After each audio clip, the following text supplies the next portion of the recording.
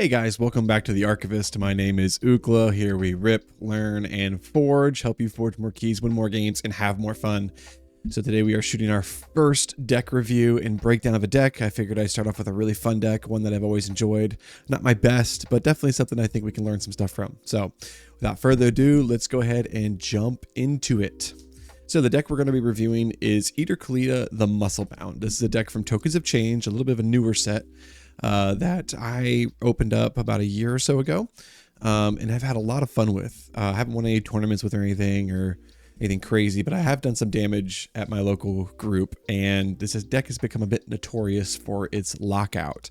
Yes, this deck has an actual lockout where your opponent can no longer do anything, and I want to walk you through how I found that lockout and what my process looks like whenever I pick up a new deck, play a new deck, what I'd look for. So first things first, this deck is from Tokens of Change. So first thing we have to look at is the token. So the token is Thrall, really unique token from Dis. It has destroyed, your opponent discards a random card from their hand. So first thing we have to realize is the benefit of this token is when it is destroyed. That's the first thing we have to recognize. Yes, it's nice to have to reap. Yes, it's nice to have for field control and have as a presence on the board. But really, where this card punches is when it's destroyed. So next thing I think about is, how can I destroy it? You know, obviously it's through fighting. I can combat another creature, but that only works if my opponent has creatures on the field. So do I want to play a deck or play in a way where I'm waiting for my opponent to play creatures on the field? That doesn't make sense. Now, if I look at over here at the spread, I see that has a lot of recursion, a lot of disruption. Disruption is definitely going to be from the token, huge. Some creature control, a little bit of amber control. So I know the deck does not have the best amber control. So really where this deck wants to focus is disrupting. That's how I'm going to win. It's like its strongest suit. All right, so let's look at the different houses. We have Dis, Geistoid, and Logos. Naturally, Geistoid has a lot of recursion, and Dis has a lot of recursion. So that makes sense why I have high recursion. And typically, Logos will add some efficiency. Depends on what kind of Logos house you have. Looking at my Dis house, Arise. All right, there's our recursion right there. Mark of Dis, there's our disruption. Essence Scale. All right, now I have a way to kill my own tokens, right? Because how's Essence Scale read? Destroy a friendly creature. If you do, ready and use a creature of that shares a house with it. Okay, so as I'm looking through this deck, if I'm at a sealed tournament, I start with reading the token, obviously, and I think of, how can I destroy this token? Which is a weird first thought, but my first thought is, how can I kill this thing? Right away, I have Essence Scale. Levy of Souls. All right, that's how I'm going to make tokens and have some amber control. Obsidian Forge. Great, I have another way to kill this token. Action is destroy a number of friendly creatures, and if you do, you may forge a key at 6+ current cost, reduced by 1 for each creature destroyed this way. And if you forge a key, you purge Obsidian Forge.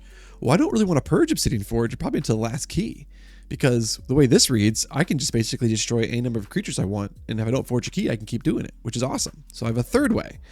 Bloodshard Imp. All right, now I have a way if I reap, they can die. Bonesaw, just a nice aggressive creature, but if I'm killing my own creatures, then when he comes into play, he'll come into play ready. So that makes him basically come into play ready creature.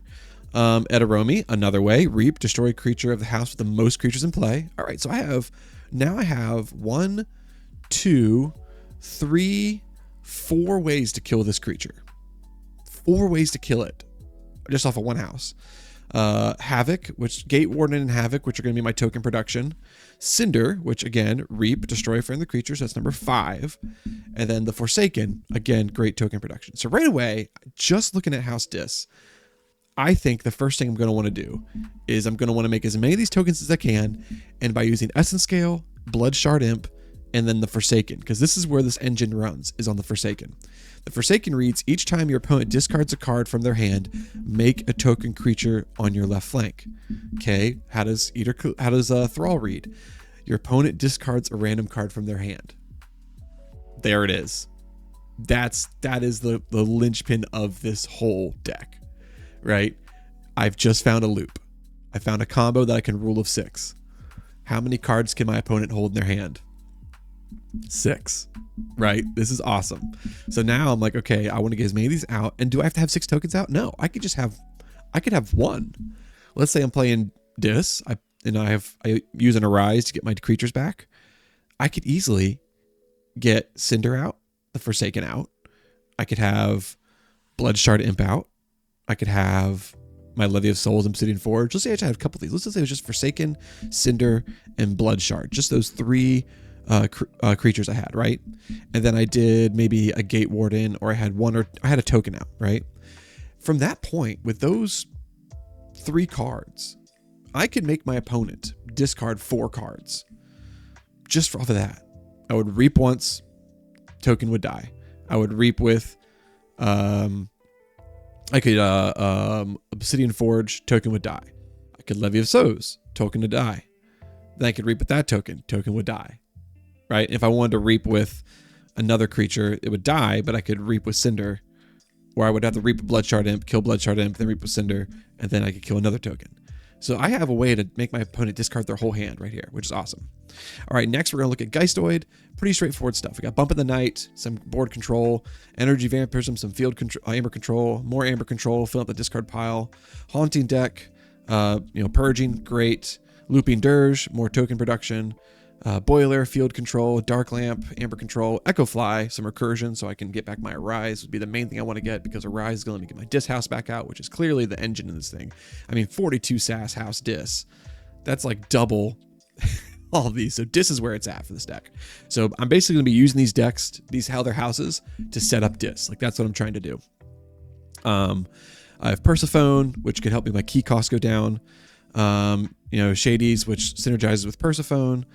Snippy, again, more field control, and Webster can help do some taunting to protect some other creatures. And then Logos, I got Backup Plan. This is great for archiving to set up for Dis. Bouncing Deathquark, I could use this. Actually, I could, with this, I've done this before too. Bouncing Deathquark, if Bouncing Deathquark, all I would need is the Forsaken, 1 token, and Bouncing Deathquark. And if my opponent has 3 or 4 creatures in the field, I could Bouncing Deathquark over and over again, killing 3 or 4 tokens and make him discard 3 or 4 cards out of their hand, just like that. Post-drawn bolts, just some field control. Practical methods, again, basically a free discard. I could destroy that token creature. Standardized testing, more board control. Archimedes, this is really cool.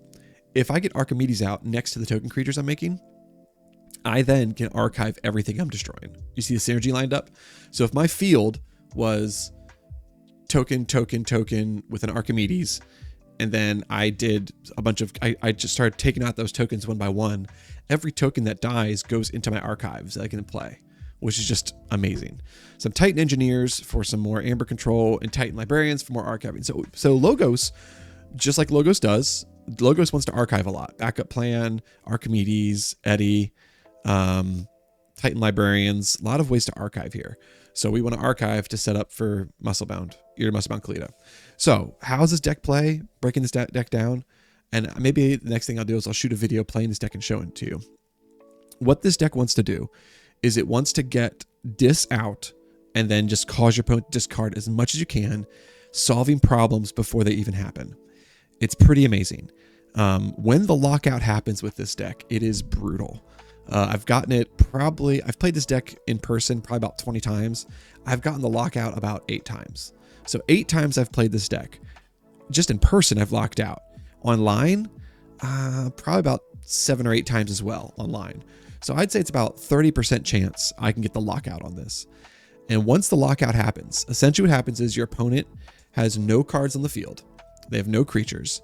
And then between Obsidian Forge, Forsaken, Essence Scale, Itaromi, I'm able to essentially kill off 6 tokens every turn. When I kill off the 6 tokens, it then makes them discard 6 cards, and I'm usually reaping to get those in one way or another, which then I'm gaining Amber, and then my opponent cannot play any cards from their hand. Even if the lockout is only for 2 or 3 turns, because if there's no tokens to produce on top of the discard on the deck, still locking your opponent out for 3 turns, 2 turns, and you're reaping like crazy is enough to basically seal the game. Pretty amazing deck, a lot of fun. So I hope you've enjoyed this. I hope this is something helpful for you guys. Couple of things, we'll bring in a couple of things. We'll do, well, a couple of things. So one of the things I love to do when I look at a deck is I like to figure out, okay, going over to using the SAS spread, right? SAS is so helpful, and decks of Keyforge is so helpful for understanding what a deck wants to do. So right away, I look at the creature action spread. Pretty creature heavy, 20 creatures. So if I'm playing against a deck, if I'm looking at someone else's Archon, the first thing I'm going to think and look for is how much board control do they have? Because if they have a lot of board control, that's going to hurt me. If they don't, I know I can rush those creatures out. Actions, okay, artifacts 3. So definitely more creature heavy. And then look over here, I have very little creature protection, not the greatest of power, and okay creature control. Next to no amber control and very low, I have like the lowest expected amber. Like next to none. So I know this deck, where my amber comes from, it's not from my actions, it's from my creatures.